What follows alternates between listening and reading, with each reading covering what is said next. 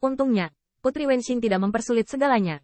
Bagaimanapun, saudara perempuan plastik Hua juga seorang saudara perempuan. Sebaliknya, Qin Yichen menatap matanya dan mengusap dahinya tanpa daya. Aku bilang kamu akan segera bertarung, kan? Saya tidak tahu bahwa Putri Wenxing dan Putri Yushu berpegangan tangan. Mereka malu dan berkata serempak, tidak mungkin. Kami adalah saudara perempuan terbaik. Itu dia. Bagaimana Anda memahami perempuan? Setelah kata-kata itu selesai, Putri Yushu tidak lupa menambahkan, dan ketika kita menyelesaikan bulan madu kita, Long Sheng akan kembali dan mendelegasikan tugas-tugas penting. Kedua putri itu tampaknya berbagi kebencian yang sama, tetapi sambil mengeluh, kedua putri itu tidak lupa untuk melirik satu sama lain dengan tenang, dengan sedikit ekspresi bersalah di mata mereka. Qin Yichen terlalu malas untuk membantah, sepertinya dia tidak mengerti. Tetapi pada kenyataannya, bagaimana dia tidak pernah melihat perselisihan semacam ini di antara pacar. Putri Yushu mungkin tidak jahat, dan Wenxing bukan tipe wanita yang galak, tetapi itu tidak berarti dia tidak bisa memenangkan pacarnya.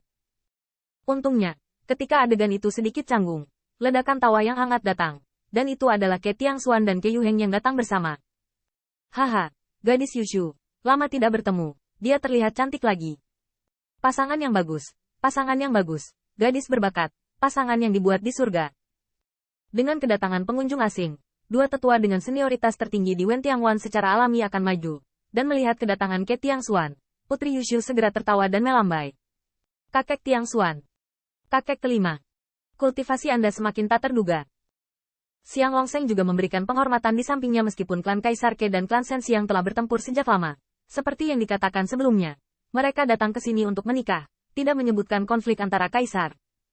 Kakek Tiangxuan, tolong makan permen. Setelah menerima permen pernikahan dari Putri Yushu, Ke Tiangxuan tersenyum dan memasukkannya ke dalam mulutnya. Ya, benar-benar manis. Dua pendatang baru, tolong. Sangat jarang datang ke sini sekali, dan itu akan menjadi rumahmu sendiri. Wen Qing, pergi dan buatkan secangkir teh untuk Yushu.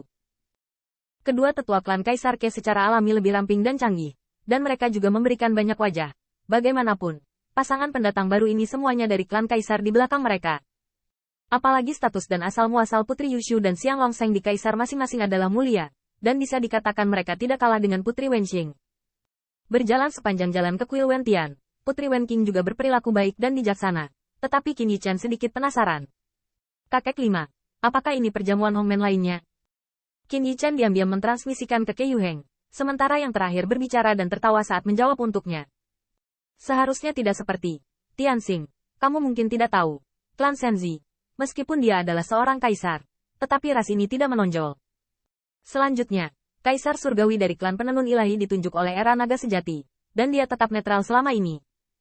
Perang kaisar telah berulang kali, dan mereka tidak berpartisipasi terlalu banyak.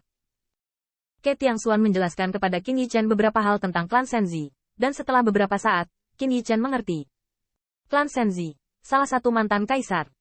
Dan ras ini, seperti yang tersirat dari namanya, tidak hanya pandai merajut secara alami, tetapi jenis bakat ini secara bertahap berkembang menjadi ekstrim setelah dikuasai dan diterangi oleh makhluk hidup melalui 10.000 cara. Dapat dikatakan bahwa suku Dewa Tenun adalah yang pertama untuk pola Dao, merek pola Dao, dan menenun pola Dao menjadi pakaian.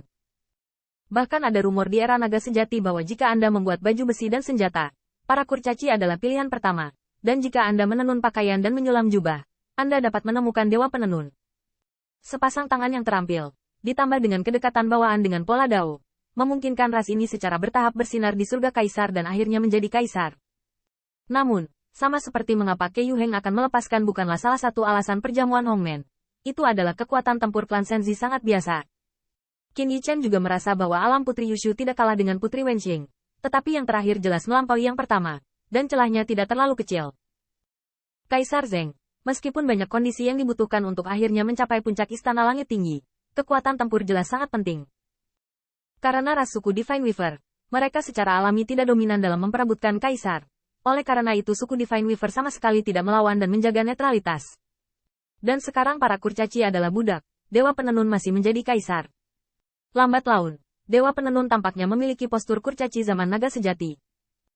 Kaisar dari semua pihak dan banyak orang kuat telah meminta dewa tenun untuk waktu keluarga jubah Tao. Bahkan banyak kaisar dan bahkan jubah kekaisaran yang kuat di alam kaisar harus meminta klan tenun dewa untuk membuatnya. Dengan cara ini, klan Shenzi tidak memiliki kekuatan tempur imperialisme dan memiliki kualifikasi untuk tetap netral, jadi Ke Yuheng tidak memiliki banyak keraguan tentang kedatangan Putri Yushu. Tapi, Sang Longseng adalah suku gajah. Diam-diam Qin Yichen bergumam.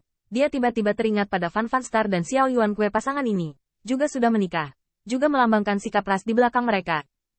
Tentu saja, Putri Yushu berkata bahwa dia dan Xiang Longseng akan menikah dan belum menikah.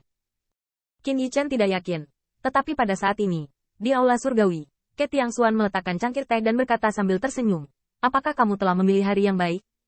Terpilih. Putri Yushu Qiaoyan tersenyum, lalu mengeluarkan undangan pernikahan yang sangat indah dan menyerahkannya kepada Ke Tiangxuan. Kakek Tiangxuan, saya tahu bahwa Tiangxuan pas perlu dijaga oleh yang kuat. Tidak semua orang bisa bebas. Jadi saya tidak menyiapkan undangan pernikahan secara terpisah untuk Anda. Mohon maafkan saya. Ke Tiangxuan melambaikan tangannya dengan ringan, mengatakan bahwa dia tidak keberatan. Hanya ada satu undangan pernikahan, dan itu setara dengan dikirim ke Wen Tiangwan. Pada hari ketika Putri Yushu dan Xiang Longseng bersukacita, mereka bertanya siapa yang dikirim oleh Tiangwan dan berapa banyak orang kuat yang akan dikirim, dan mereka berdiskusi sendiri dengan Qin Yichen. Tetapi setelah melewati undangan pernikahan, dia melihat Putri Yushu tersenyum licik lagi. Namun, Jenderal Wenxing dan Feng Dawei harus pergi. Saya masih akan meminta Wenxing untuk menjadi pengiring pengantin. Berdasarkan hubungan antara Putri Yushu dan Putri Wenxing, sepertinya tidak ada salahnya menamai mereka berdua pergi.